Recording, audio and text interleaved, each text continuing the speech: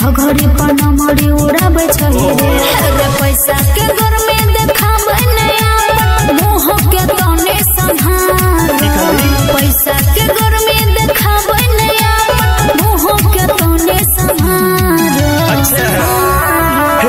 है के हमर पारो तनी लहंगा अपन उघारो है के हमर पारो तनी लहंगा अपन उघारो ठंडा नहीं तनी लहंगा अपन उघारो अन्नू रिकॉर्डिंग स्टूडियो तनी लहंगा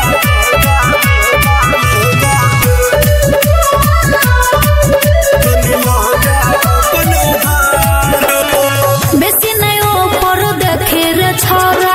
नई तो ठेक नहीं है तोरा सबटा ओहिना देखै छोगे छौरी ओहो देखा दे की जेतोगे गे देखना के रे बेसी नहीं ऊपर देखे रे छोरा नई तो ठेक नहीं है तोरा सबटा ओहिना देखै छोगे छौरी ओहो देखा दे की जेतोगे और कहाँ कोई बाजै छै कुछो देखै छै लाखों हजार और कहाँ कोई बाजै छै कुछो देखै छै लाखों हजार है के हमर पारो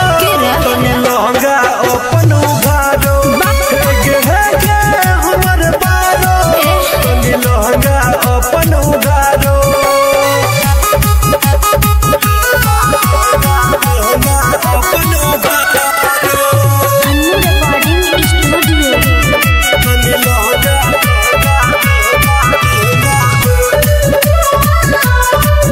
तनी लहंगा अपन उघारो रे कहै छै बात मान ले नै तो पर जातो महंगा रे जे हेतै से देखल जेतै अच्छा। पहले उठाबै तू लहंगा गे कहला रे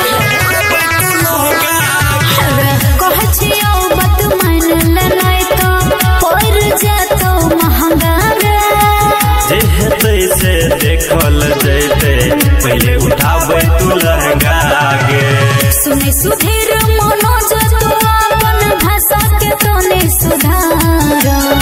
सुने रे श्याम सबरी अपन भाषा के तने सुधार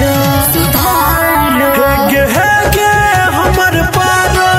तनी लहंगा अपन उघारो है के हमर पारो तनी लहंगा अपन उघारो किया हाथ लगाब छही रे घघरी पर नमरी उड़ाब छही रे पैसा के घर में देखाबे नया मुंह के तने संहार पैसा के घर में देखाबे नया मुंह के तने संहार है के हमर पारो तनी लहंगा अपन उघारो है के हमर पारो तनी लहंगा अपन उघारो सुधर जो नहीं तो पिटा जाए